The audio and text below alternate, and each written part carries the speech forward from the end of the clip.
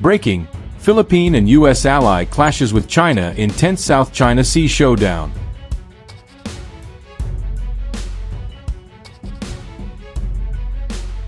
A standoff occurred between the Chinese and Philippine Coast Guards off the Philippine province of Palawan, according to ship tracking data shared by a maritime analyst on Tuesday. Newsweek reached out to the Chinese Foreign Ministry and the Philippine Coast Guard via email for comment outside of office hours. Tensions are running high between Beijing and Manila over China's expanding activities within the Philippines' exclusive economic zone, hundreds of miles from Chinese shores. Beijing claims over 80% of the South China Sea as its territory, asserting historical rights.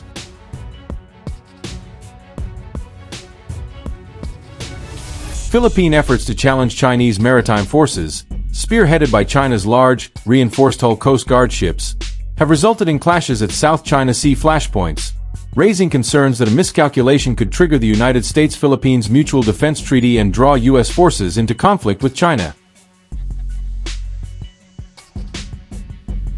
Tuesday's maritime confrontation occurred when three Chinese Coast Guard ships challenged a group of Philippine vessels about 60 miles off the westernmost Philippine province of Palawan. Ray Powell, director of the Stanford University-affiliated maritime group Sealight, wrote on X, formerly Twitter. "That's well within the Philippines' 200 nautical mile, 230 mile, exclusive economic zone, where Manila alone is entitled to fishing and natural resource management rights under international law." The Philippine contingent, comprised of two Coast Guard cutters and a civilian patrol vessel from the National Fisheries Bureau, had escorted what appeared to be a fishing vessel into waters south of Half Moon Shoal, an atoll west of Palawan and on the edge of the contested Spratly Islands archipelago. An illustration shared by Powell depicts a web of ship tracks as Chinese and Philippine vessels maneuvered around each other, in an encounter reminiscent of previous standoffs at other Spratly hotspots, such as Sabina Shoal and Second Thomas Shoal. In 2016, an international arbitral tribunal in The Hague dismissed China's sweeping claims in the South China Sea. Beijing maintains that the decision is invalid. Chinese analyst Liu Xiaobo, at a recent event hosted by the Center for Strategic and International Studies, China's maritime rights protection in the South China Sea is mainly carried out by the Coast Guard. And there are more and more Coast Guard in the South China Sea, but it's very rare to see the Chinese Navy because, to China, using the Navy is very too easy to lead into escalation. In China's view, this is another kind of self-restraint.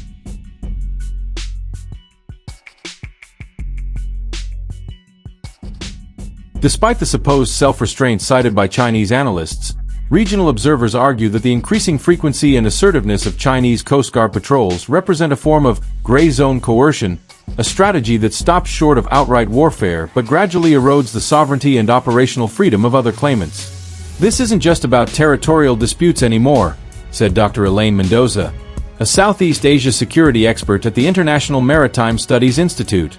"This is about controlling the narrative and normalizing China's presence in areas where it has no legal right to operate. These repeated incursions are deliberate, strategic, and escalating." Videos and satellite imagery from independent sources appear to confirm that Chinese Coast Guard vessels have increased their patrols not only around Half Moon Shoal but also near Ayungin, Second Thomas Shoal and Sabina Shoal features that are part of the Philippine continental shelf. Filipino officials have repeatedly accused China of aggressive tactics, including blocking resupply missions, shining military-grade lasers at personnel, and deploying water cannons to deter fishermen and law enforcement ships. These encounters have not gone unnoticed in Washington. The U.S. State Department reiterated on Wednesday that any armed attack on Philippine public vessels, aircraft, or armed forces in the South China Sea would invoke commitments under the U.S.-Philippines Mutual Defense Treaty of 1951. "China's actions threaten peace and stability in the region," a spokesperson said. "We stand with the Philippines in upholding international law, particularly the 2016 arbitral ruling, which is legally binding and final." The treaty clause has been increasingly cited in recent years as incidents in the South China Sea grow in complexity and danger. U.S. military vessels have conducted freedom of navigation operations, FONOPs, in the region, sometimes passing near Chinese-occupied features to challenge what they call excessive maritime claims. Meanwhile, Philippine President Ferdinand Marcos Jr. has taken a firmer stance on maritime rights than his predecessor, openly criticizing China's conduct and inviting stronger defense and economic cooperation with Western allies. His administration recently hosted large-scale joint exercises with U.S. and Australian forces in the waters surrounding Palawan, signaling Manila's commitment to deterrence through alliances. Still, the confrontation near Half Moon Shoal highlights the delicate balancing act facing Southeast Asian nations, asserting their legal rights without provoking direct conflict with the region's dominant military and economic power. "This is not just a Philippine problem," said Ret. Admiral Felix Rivera, a former commander in the Philippine Navy. "What's happening in the West Philippine Sea today could easily happen in Vietnam's or Malaysia's waters tomorrow. The danger is that each incident becomes just another routine provocation, until one day, something goes too far." Indeed, military planners on all sides have begun quietly reviewing protocols to avoid accidental escalation, even as Coast Guard and maritime militia deployments increase. Analysts warn that with so many actors operating in contested waters, often with little communication and high political stakes, the risk of a flashpoint remains real. International pressure on China has also mounted. The European Union, Japan, and Australia have all expressed concern over dangerous maneuvers in the South China Sea and reaffirmed support for the 2016 arbitral ruling. However, Beijing continues to assert its indisputable sovereignty over what it calls the Nanhai Zhudao, or South Sea Islands. Chinese state media has framed recent clashes as provocations by the Philippines, alleging that Manila is being emboldened by Washington to challenge Chinese authority and provoke confrontation.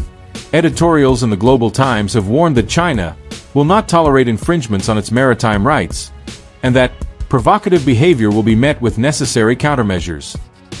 The Philippines, for its part, has vowed not to back down. Coast Guard and Navy officials say they are committed to maintaining a presence in the country's EEZ, despite risks. Civilian groups, including fishermen's associations and maritime legal coalitions, have staged protests and campaigns calling for international solidarity and greater protective measures. "This is not a game," said Roberto Lazo, a community leader from Puerto Princesa, Palawan. "Our people live off these waters. If we let go of our rights now, what kind of future are we leaving for our children?"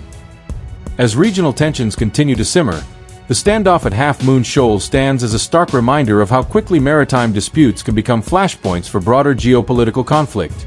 With global attention increasingly focused on the Indo-Pacific and alliances hardening, the South China Sea remains one of the most volatile fault lines in 21st-century international relations.